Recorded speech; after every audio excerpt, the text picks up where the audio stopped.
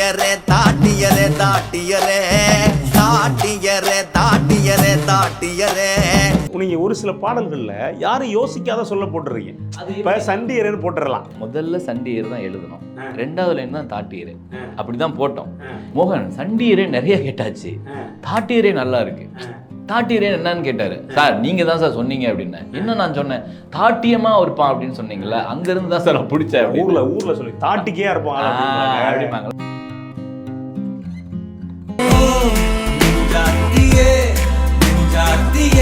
அந்த இடத்துல ராசாத்தி போட டவுன் ஆயிரும். ஆமா, ஓ ராசாத்தி அப்படின்னா எப்படி ஒரு 500 ராசாத்தி எழுதியாச்சு. அப்ப என்னடா அப்படின்னும் போது இது ஒரு 2-3 வருஷத்துக்கு முன்னாடி இந்த வார்த்தை என்கிட்ட இருக்கு.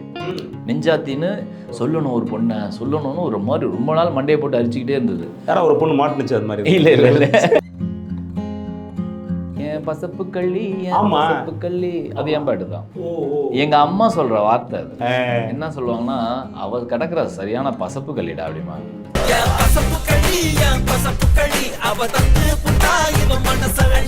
ராஜா சாரோட 1000வது படம் தாரத்தப்பட்ட பாலா சாரோட டைரக்ஷன். அதுல எங்க அம்மா சொல்ற ஒரு வார்த்தையை வச்சிருக்கேன். அந்த வத்தன்ன பத்தன்ன பட்டி பட்டி வேலன்னே அந்த பாட்டுல கவனிச்சிங்கன்னா தெரியும்.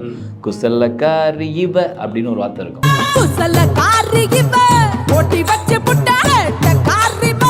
நான் எம்ஏ, கவின் வந்து பிஎஸ்சி. ஓ, நடிகர் கவின் ஹீரோ ஆயிட்டாரு.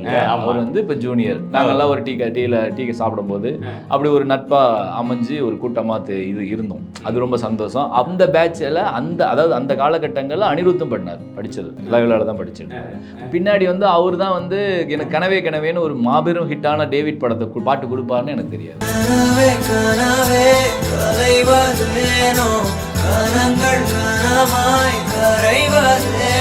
இதே கவின் வந்து பெரிய நடிகர் ஆவாரு. அது டாடால ஓப்பனிங் சாங் நான் எழுதுவேன், எதுவும் தெரியாது.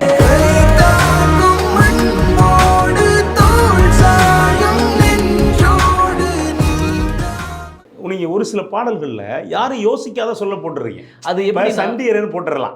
சண்டியர் அதுதான் எப்படின்னா, இப்ப நீங்க நல்லா கேட்டீங்க.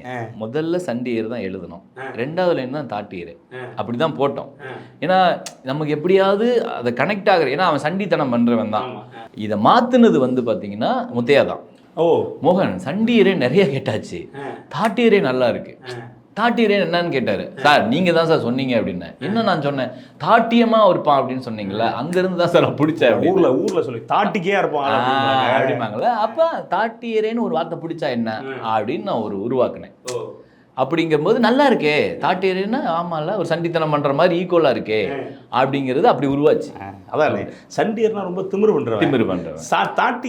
தாட்டியமா இருப்பாங்க, ஆஜானு பாகுவா இருக்கிறாங்க, ஈடு தாக்கா இருப்பாங்க ஊருக்குள்ள. அப்படி ஒண்ணு அது சேப்பரா. அப்ப அந்த சொல்லு வந்துட்டு இது மக்கள்கிட்ட மறந்து போன சொல்லு கேட்க புது சொல்லா நமக்கே தெரியுது. கரெக்ட், உண்மை. ஏன்னா அது நம்ம கடமையாவும் இருக்குல்ல ஒரு பாடலாசிரியரா. இப்ப நான் பாத்தீங்கன்னா, நீங்க நிறைய பாட்டுல நீங்க கவனிச்சீங்கன்னா தெரியும். அது நான் வரிசையா சொன்னோம்னா, தாட்டியரே வந்து இப்படி உருவாச்சா, நெஞ்சாத்தின்னு ஒரு சொல்லே கிடையாது. நெஞ்ச ஆத்தி போறவன்னு சொல்லலாம். நீங்க நெஞ்சாத்தின்னு ஒரு பெயர் சொல்ல, ராசாத்தி அளவுக்கு ஒரு ஈக்குவலா ஒரு சொல்ல உருவாக்கணும்னே பண்ணேன் நான். ஓ, எந்த பாட்டு சொல்றீங்க? அந்த ஓ நெஞ்சாத்தியே யாஞ்சில நெஞ்சாத்தில வரும். அது என்னன்னா, அந்த இடத்துல ராசாத்தி போட டவுன் ஆயிரும். ஆமா, ஓ ராசாத்தி அப்படின்னா எப்படி ஒரு 500 ராசாத்தி எழுதியாச்சு. அப்ப என்னடா அப்படின்னும் போது இது ஒரு 2-3 வருஷத்துக்கு முன்னாடி இந்த வார்த்தை என்கிட்ட இருக்கு.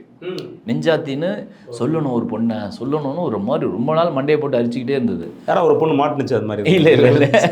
இல்ல நம்ம என்னன்னா, அது ஏதாவது ஒரு வார்த்தை நம்ம இதையும் சேர்த்து பார்க்கும்போது நடக்கும் இல்லையா, ஒரு ரசவாதம் நடக்கும்ல. அப்படி உருவான வார்த்தை இங்கே போட்டோன்னா பக்குன்னு அப்படி டப்புன்னு. இந்த சொல்லு எங்கேயும் எடுத்துகிட்டு போகுது. ஏன்னா ஒருத்திய பார்க்காத வரைக்கும் அந்த மனசு இருந்துக்கிட்டே இருக்கும், அந்த நெஞ்சில் தவிப்பு இருக்கும். பார்த்த உடனே கொஞ்சம் அது லேசாக, அதான் நெஞ்சாத்தி இல்லையா? நெஞ்சாத்தி எனக்கு ரொம்ப சும்மா நல்லா இருக்குல்ல அப்படின்னு சொல்லி என்ன ஒரு இன்டர்வியூ எடுத்த ஒரு நண்பர் கூட சொன்னார், இந்த ஒரு வார்த்தை எழுதுனதுக்காகவே நான் உன்னை இன்டர்வியூ எடுக்கிறேன் அப்படின்னாரு. சூப்பர், ரொம்ப பரவாயில்லையே, அதை கவனிக்கிறாங்களே தோணுச்சு. இல்லை, அது அந்த புது சொல்லு தான் கவனிக்க வைக்கிறது. ஆமாம், உண்மை. அதுதான் ரொம்ப, அது வந்து சில நேரம் திணிச்ச மாதிரி இருக்கக்கூடாது. அது நீங்கள் எனக்கு தெரிஞ்சு நீங்கள் மானே தேனே மயிலை குயிலை எல்லாம் நீங்கள் கிட்டத்தட்ட ஒதுக்கி வச்சுட்டீங்க. ஐயோ, அது எனக்கு பயமாக இருக்கும். அது வந்து என்னன்னா, ஒரு டைமில் வந்து எனக்கு அது சும்மா கூட எனக்கு போட வராது. இந்த ஏதோன்னு எழுதுறது. ஏன்னா சில நேரம் எழுத வேண்டியது சூழல் வரும். டம்மியா சில இது வார்த்தை போட்டிருப்பாங்க சார். அப்போ என்ன பண்ணுவாங்கன்னா, இதை மாற்றவே முடியலங்க, என்ன பண்ணலாம், மாற்றணும்னு நினச்சா மாற்றலாம், ஆனால் அவங்க ஃபிக்ஸ் ஆகிட்டாங்க. அப்போ நான் ஒன்றுமே பண்ண முடியாது. ஆனால் எனக்கு ஏதோ இந்த அடியே இதெல்லாமே எனக்கு ஒரு மாதிரி அலர்ஜி. ஆனாலும் சில நேரம் நம்ம பண்ணித்தான் ஆகணும். கருப்பாய் இதெல்லாம் ஆமாம், இதாவது நம்ம விளையாடலாமே, புதுசாக பண்ணலாமே அப்படின்னு நம்ம ஒரு டைம் கொடுத்தா இன்னும் நல்லா பண்ண முடியும். ஏன்னா அந்த எனக்கு கேட்குறப்போ ஒவ்வொரு சொல்லையும் எனக்கு அந்த மாதிரியான சரி இவர் ஏதோ புதுசாக ஏதாவது ஒரு சொல்லுக்குள்ள ஒரு பாட்டை கவனிக்க வைக்கிறது இருக்குல்ல, அது இருக்குல்ல. பசப்பு கள்ளின்னு ஒரு வார்த்தை பாட்டு பண்ணியிருப்போம் தேவராட்டம் படத்தில். ஏன் பசப்பு கள்ளி, பசப்பு கள்ளி, அது என் பாட்டு தான். எங்க அம்மா சொல்ற வார்த்தை அது. என்ன சொல்லுவாங்கன்னா, அவ கிடக்குற சரியான பசப்பு கல்லிடா அப்படிமா. ஊர்ல அது ரெண்டு சொல்லு இருக்கு இல்லையா? ஆமா, பசப்புன்னு சொல்லுவாங்க. ஆமா, பசப்புறது அப்படின்னா அப்படியே ஏமாத்தி அப்படி போறது, ஊர்ல நரிவுளு போடுறது அப்படிம்பாங்க. அப்படி வந்து போடும்போது அது ரொம்ப புதுசா இருந்தது. நம்ம அம்மாவுடைய சொற்களை எடுத்து பண்றப்ப நமக்குள்ள ஒரு எனக்கு ரொம்ப சந்தோஷம், ஜீவன் இருக்குல்ல. இல்ல அது நான் முன்னாடி சொல்லிடுறேன் பாருங்களேன். ராஜா சாரோட 1000வது படம் தாரத்தப்பட்ட, பாலா சாரோட டைரக்ஷன். அதுல எங்க அம்மா சொல்ற ஒரு வார்த்தையை வச்சிருக்கேன். குசல அந்த வத்தன்ன பட்டி பேலன்னே அந்த பாட்டுல கவனிச்சிங்கன்னா தெரியும். குசலக்காரி இவ அப்படின்னு ஒரு வார்த்தை இருக்கும். ஆமா, அதுவும் எங்க அம்மா சொல்றா, அடிக்கடி சொல்ற வார்த்தை. சரியான குசலக்காரிடா அப்படின்னு சொல்லிட்டு போவாங்க. அதே பசுப்பு கல்லுக்கு ஈக்குவலான வார்த்தை தான் அது. ஆமா, கிட்டத்தட்ட ஒம்பெழு தொட்டு போயிருவா ஒரு அந்த வார்த்தையை வச்சேன். அது ஒரு டைம்ல நான் வந்து தூக்கிட்டேன் பாலாசார்ட்ட காட்டும்போது. ஆனா இல்லையே, இதுக்கு முன்னாடி வேற என்னமோ எழுதியிருந்தியே, அது எங்க என்னாரு.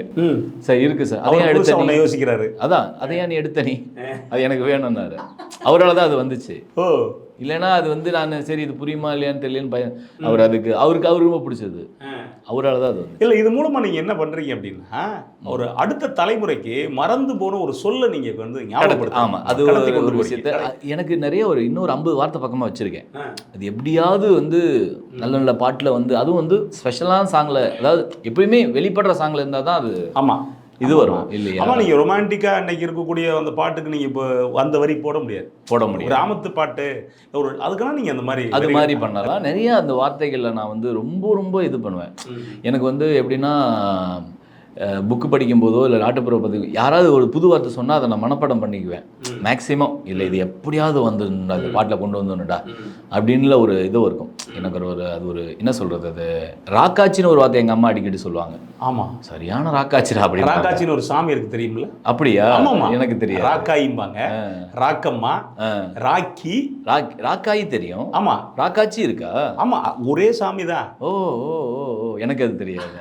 ராக்கம்மா, ராக்காயி, ராக்காச்சி, ராக்கி எல்லாமே ஒண்ணுதான். ஓகே. ஆமா, கிராம ஊர்ல ரவுடி பொண்ணுக்கு ராக்காச்சி தான். ஆமா, ராக்காச்சி மாதிரி வர்றா அப்படிமா. அப்படின்னா எங்க அம்மா இந்த மாதிரி வார்த்தை எல்லாம் இருக்கு இல்லையா, நம்ம கொற்றவை தான் அது. கரெக்ட். கொற்றவையோட இன்னொரு வடிவா சமீபத்துல வந்து குழந்தைகளுக்காக மக்களை அடுத்தவன போர் புரிஞ்ச ஒரு பெண், அவ்வளவுதான். ஓ சூப்பர். ஆமா, சூப்பர் சூப்பர். அப்புறம் இது மாதிரி சார் அதான். அப்புறம் வந்து இன்னைக்கு பார்த்தீங்கன்னா என்னை வந்து 3 இன்டர்வியூ மாத்துச்சு. எந்த வகையில்? எந்த வகையிலன்னா, மகேந்திரன் சார், இயக்குனர் மகேந்திரன் சார் ஒரு இன்டர்வியூ வந்து இதில் ஏதோ ஒரு பெரிய வார இதழில் சொல்லியிருந்தார். அந்த இதில் நான் படித்தேன். அப்போ நான் சென்னைக்கு வர்றதுக்கு முன்னாடி. ஓ, நீங்கள் படித்த இன்டர்வியூ? படித்த இன்டர்வியூ. அப்போ என்னன்னா, அவர் என்ன சொல்கிறாருன்னா, ஏதாவது கைத்தொழில் கற்றுக்கிட்டு வாங்க சென்னைக்கு, சும்மா மட்டும் வந்தீங்கன்னா செட் ஆகாது. ஒரு நல்ல விஷயம் சொல்லியிருக்காரு. அப்படிங்கும்போது நான் சென்னையில் வந்து +2 முடித்தவொடனே கிளம்பி சென்னைக்கு வரணும்னு முடிவு பண்ணிட்டேன். முடிவு பண்ணிட்டேன். அப்போ வந்து எங்கள் அப்பா டைலரிங் கற்று படிப்படியாக மேலே வந்தவர், ஜவுளி கடை வரைக்கும் வச்சவர். சரி டைலரிங்கை கற்றுக்கலான்னு சொல்லிட்டு ப்ராப்பராக அதை கற்றுக்கிட்டு தான் சென்னைக்கே வந்தேன். ஏன்னா ஒரு வேலை ஜெயிக்கிறோமா ஜெயிக்கலையோ தெரில, நம்ம வயிறு நம்ம பாதுகாத்துக்கணும். ஆமாம், சரிங்களா? ஆனால் சட்டை. ஆமாம். என்னன்னா ரொம்ப யோசிப்பேன், எப்படின்னா நம்ம வயிறு தான் நம்ம எந்த இது நம்ம சின்ன வயசுலேருந்து நமக்கு விவரம் தெரியாதுலேருந்தே நம்ம வேலையை ஆரம்பித்த ஒரே உறுப்பு வயிறு தான். ஆமாம், அதுக்கப்புறம் தான் ஒவ்வொன்றா எல்லாமே நடக்கும். இதை வந்து பட்டினி போட்டுக்கிட்டு நீங்கள் ஒன்றுமே பண்ண முடியாது. அது வந்து புரிதல் எனக்கு இருந்துச்சு. நான் இது வரைக்கும் நான் வந்து சென்னையில் ஒரு அடுத்த வேலை சொத்துக்காக பயந்ததே கிடையாது. என்ன அப்படி சொல்கிறீங்க? ஆமாம், இன்னும் நிறைய பேர் நான் 10 நாள் பட்டினி கிடந்திருக்கேன், பட்னியாக இருந்திருப்பேன், ஆனால் பயந்துக்கிட்டு இருந்திருக்க மாட்டேன். ஓ, நாளைக்கு சாப்பாடு கிடைக்குமா அப்படிங்கிற பயமே எனக்கு இருக்கவே இருக்காது. ஏன்னா நான் ஏதாவது ஒரு வேலை செஞ்சிருவேன். ஏன்னா என்னால் பசி தாங்க முடியாது, ஏன் வயிற்ற பட்டினி போட முடியாது. ஓ, ஏன்னா பட்டினி போட்டால் எந்த வேலையும் செய்ய முடியாது. ஆமா ஆமா, அதனால சொல்றேன் நான். அதுக்காக நம்ம திண்ணி பண்டாரம் கிடையாது. ஆனா இதை வந்து நான் ரொம்ப எனக்கு வயிறு பெரிய வைரம் சார் சொல்லுவார், வானம் எனக்கு ஒரு போதி மரம், எனக்கு வயிறு ஒரு போதி மரம். சீரியஸா. ஏன்னா பசியை வந்து இப்போ நீங்கள் பாட்டில் சொல்லலாம், பாவம் இந்த வயதுக்கு பசிக்க சொல்லி தந்ததாருன்னு ஈஸியாக எழுதிடலாம், நல்லா தான் இருக்கு கேட்கும்போது. ஆனால் பசிக்கவே இல்லைன்னா வாழ்க்கையே இல்லை. ஆமா இல்லையா, உடம்புல ஏதோ கோளாறு இருக்குன்னு. அது ஒன்று. இன்னொன்று, ஒருவேளை கோளாறே இல்லாமல் பசிக்கவே இல்லைன்னா ஒரு வரம்னு வைங்களேன், அது கொஞ்சம் ஒரு மாதம் நல்லா இருக்கும். அது வரமே கிடையாது. அப்புறம் எதை பார்த்தாலும் எரிச்சலா வரும், இதை சாப்பிட முடியலையே அதை சாப்பிட, அப்புறம் அது என்ன வாழ்க்கை? ஆமா. அதனால இது பேசிக்காக சில விஷயத்தை யோசிச்சிட்டோம்னாவே நல்ல விஷயங்கள் நடக்கும். அதனால நான் இந்த விஷயத்தெல்லாம் ரொம்ப தெளிவாக இருப்பேன். 2000 வந்தேன். 2009, 8, 5 வரைக்குமே நான் 6 வரைக்குமே கோயம்பேடு சைடு கோடம்பாக்கம் சைடே வரல. நான் எண்ணூர் சைடில் தான் இருந்தேன். பெயிண்ட் கம்மில் ஒர்க் பண்ணேன். அதான் டைலரிங் ஒரு 6 மாதம் வேலை செஞ்சேன். அப்புறம் பெயிண்ட் கம்மில் ஒர்க் பண்ணேன். இதில் எல்லா வேலையும் கற்றுக்கிட்டு கரஸ்பாண்டில் வந்து பிஏ தமிழ் லிட்ரேச்சர் முடிச்சேன். எங்கே படிச்சீங்க? அது வந்து மெட்ராஸ் யூனிவர்சிட்டி. சரி. அப்போ முடிச்சுட்டு அதுதான் மகேந்திரன் சார் சொன்னதுக்காக இது கற்றுக்கிட்டேன், கைத்தொழில். அடுத்தது இவர் ரகுமான் சார். ஆனால் நீங்கள் அவசரப்படலை, அது மட்டும் தெரியுது. ஆமாம், அவசரமே படலை. சினிமாவுக்கு வர்றதுக்கு முன்னாடி ஒவ்வொரு படியாக ஏறி காப்பாற்றிக்கிறதுக்கான பணி. ஆமாம். ஆனால் சினிமாவை என்றைக்குமே வெறுத்துடக்கூடாது. அந்த அளவுக்கு நேசிக்கிறேன்னா. அப்போ ஒரு சின்ன ஒரு ஏதோ கஷ்டத்துல நம்ம தோற்று போய் கூட அதை வெறுத்துடக்கூடாது. அதில் தெளிவாக இருந்தேன். அடுத்த இன்டர்வியூ வந்து ரகுமான் சார் என்ன சொன்னார்னா, என்னதான் இருந்தாலும் நான் எனக்கு காலேஜ் லைஃப் கிடைக்கலன்னு சொன்னார். ஐயோ, தலைவனுக்கு காலேஜ் லைஃப் கிடைக்கல, கரெக்ட், நமக்கு கிடைக்காம போயிடக்கூடாதுன்னு சொல்லிட்டு லயலாவில் சும்மா போயிட்டு ஒரு கோர்ஸ் இருக்கான்னு பார்த்தேன். அங்கே போய் பார்த்தா மீடியா ஆர்ட்ஸ்னு ஒரு கோர்ஸ் அப்போ தான் ஆரம்பித்து 2வது பேட்ச் போயிட்டு இருக்கு. சரி, இங்கே தமிழ் லிட்ரேச்சர் முடிச்சா கூட ஓகேன்னு சொல்லி ஷாரோன்னு ஒரு சார் சொல்லியிருந்தார், பொதுகையில் அப்போ வேலை செஞ்சாங்க. அவர் சொன்னோன்னே சார் சூப்பர் சார் அப்படின்னு சொல்லி அப்படியே லயோலா ஸ்டூடெண்ட்டாகவும் மாறினேன். ஸோ எனக்கு காலேஜ் லைஃபும் கிடைச்சிது. அது லயோலா ஸ்டூடெண்ட்டாக இருந்தது ரொம்ப சந்தோஷம் எனக்கு. அப்போ என் கூட படித்தவர் தான் என்னோட, அதாவது நான் எம்எஸ்சி எம்ஏ, கவின் வந்து பிஎஸ்சி. நடிகர் கவின் ஹீரோ ஆகிட்டார் இல்லையா, அவர் வந்து இப்போ ஜூனியர். நாங்கள்லாம் ஒரு டீ சாப்பிடும்போது அப்படி ஒரு நட்பாக அமைஞ்சு ஒரு கூட்டமாக இது இருந்தோம். அது ரொம்ப சந்தோஷம். அந்த பேட்சில் அதாவது அந்த காலகட்டங்களில் அனிருத்தும் படித்தது பிஎஸ்சியா சம்திங் ஏதோ படிச்சுட்டு இருந்தார். அங்கே லயோலாவில் தான் படிச்சுட்டு இருந்தார். ஆனால் நாங்கள் 2 பேரும் நேரில் சந்திக்கலை. ஆனால் அந்த டைமில் அவரும் படிச்சுட்டு இருந்தார், அனிருத்தும். ஆனால் பின்னாடி வந்து அவர் தான் வந்து எனக்கு கனவே கனவேன்னு ஒரு மாபெரும் ஹிட்டான டேவிட் படத்தை பாட்டு கொடுப்பாருன்னு எனக்கு தெரியாது. இதே கவின் வந்து பெரிய நடிகர் ஆவார்.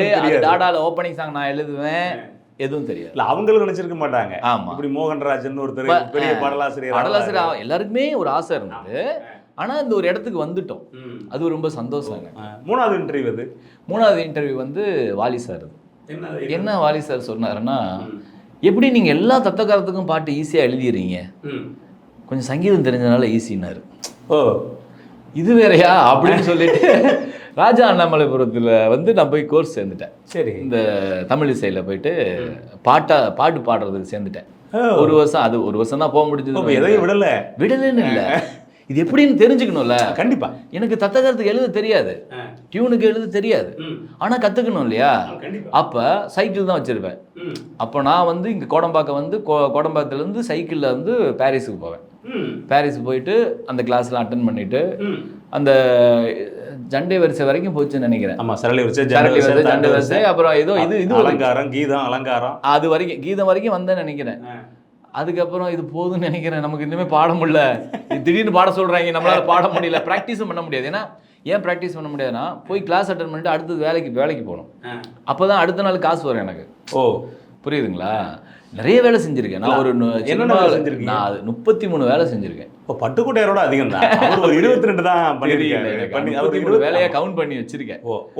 எண்ணிக்கை தான் 33. ஆமா, இதை விட கூடுதலாக இருக்கலாம், முன்ன பின்ன இருக்கலாம். அதாவது எப்படின்னா, நரசையர்னு ஒரு ரைட்டர் இருக்காரு, உங்களுக்கு தெரியும். அவர் கப்பலை பற்றி எழுதுவார், கப்பலுக்குள்ள வாழ்க்கை. அவருக்கு இதுக்காக கப்பலை பார்க்கணும்னு சொல்லிட்டு ஒரு நாள் கூப்பிட்டாங்க. ஏய், ஹார்பரில் வந்து எலக்ட்ரீஷியனாக வரியா அப்படின்னு, கப்பலை காட்டுவியா அப்படின்னு. அப்போ நானும் எலக்ட்ரீஷியன் அப்படின்னு போயாச்சு. அது 1 வாரம் அங்கேயே. எலக்ட்ரீஷியன் வேலை தெரியுமா? ஒன்றும் தெரியாது. இப்போ நீங்கள் எதாவது கொடுத்தா ஒன்றுமே தெரியாது.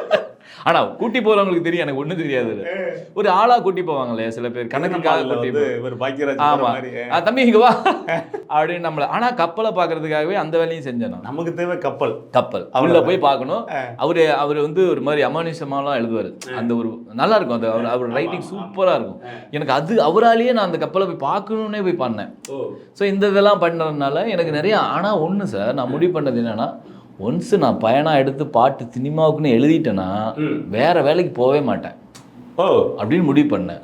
இது வரைக்கும் நான் போனதில்லை. அதுக்கு பிறகு போவே மாட்டேன். காசு கஷ்டம் நிறைய வந்துச்சு. என்ன பண்ணுவீங்க? அது ஏதாவது ஒன்று நடக்கும், ஏதாவது ஒன்று பண்ணுவேன். கடன் வாங்கினதில்லை, இல்லை அப்படியே வாங்கினாலும் கொஞ்ச நாள்ல திருப்பி கொடுத்துற லெவலில் தான் இருந்திருக்கு. ஸோ அதனால எனக்கு அந்த 33 வேலையை தாண்டி வேற எந்த வேலையும் நான் செஞ்சதில்லை. சினிமாவுக்கு வரணும் அப்படிங்கிறது உங்க கனவா, இல்ல பாட்டு எழுதுங்கிறது உங்க கனவா, இல்ல வந்து தற்செயலா நடந்ததா? இல்ல இது எப்படி சொல்றதுன்னு தெரியல. நான் விஷயமா நடந்ததை சொல்லிடுறேன், அது எப்படி அம்மா எடுத்துக்கிங்கன்னு தெரியல. நான் வந்து எல்லாரும் சொல்லுவாங்களே, இன்டர்வியூ எடுத்தா நீங்க யாரு என்னவா ஆகணும்னா டாக்டர் ஆகணும்னு தான் சொல்லுவேன். அப்படிதான் என்னைய வளர்த்தாங்க. அப்போ அந்த டைம்ல எங்க அப்பாவுக்கு ஒரு ஆசை, நான் இப்படி இருந்துட்டேன், என் பையன் நல்லா இருக்கணும் அப்படின்னு சொல்லுவார். அப்போ என்னன்னா, எங்கள் அப்பா வந்து மளிகை கடை, அதான் டைலரிங் ஆரம்பித்து மளிகை கடை வச்சு ஜவுளி கடை வச்சுருந்தார்.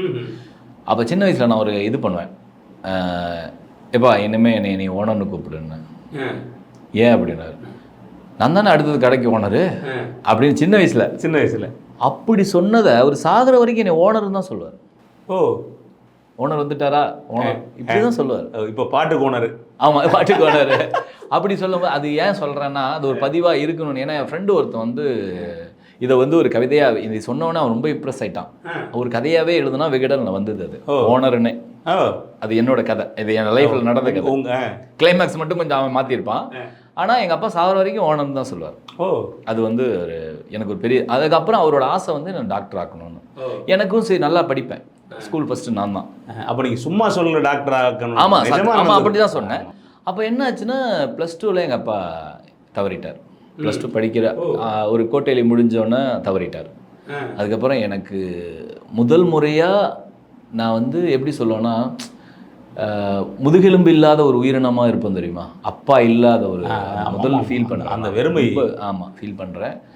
என்னடா இது அப்படின்னு சொல்லிட்டு என்னால் தாங்க முடியல. அதுவும் அந்த வயசுலன்றது, அந்த இடத்துல இன்னும் ஒரு வருஷம் இருந்தால் கூட அந்த +2 தானே முக்கியமான இடம். அந்த நம்ம உலகத்தை பார்க்க போகிறோம். என்கிட்ட ஒரு மைனஸ் இருக்குது என்னென்னா, எனக்கு ஒரு வேலை தான் செய்ய தெரியும் ஒரு டைமில். இப்போ எங்கள் அம்மா மளிகை கடையும் பார்த்துக்க சொல்கிறாங்க. என்ன எங்கள் அம்மாவுக்கு ஒன்றும் இப்போ தெரியாது, அவ்வளோவா படிக்கலை. என் தங்கச்சி என்னை விட ஒரு 6 வருஷம் பின்னாடி பிறந்தவ. இப்போ நான் என்ன பண்ணுறது, ஐயோ என்னடா பண்ணுறதுன்னா, எனக்கெல்லாம் கடையை பார்த்துக்கிட்டு படிக்க சொல்லும்போது டோட்டலாக குறையுது எல்லாமே, மார்க்கு எல்லாமே. வாழ்க்கை வேற பக்கம் போகுது, வேற பக்கிட்டு போகுது. இப்போ ஒரு கேள்வி கேட்டால் முதல்ல முந்திரி கொட்டையாக சொல்கிற ஆள் கேள்வி கேட்டுருவானோ அப்படின்னு பயந்து பின்னாடி போய் ஒளிகிற லெவலுக்கு ஆகிறேன் இந்த ஒரு 3 மாதத்தில். எல்லாமே டோட்டலாக மாறுது. அப்படியே எனக்கு ஆச்சரியமாக இருக்குது, நான் தானா அப்படின்னு ஒரு கேள்வி வருது.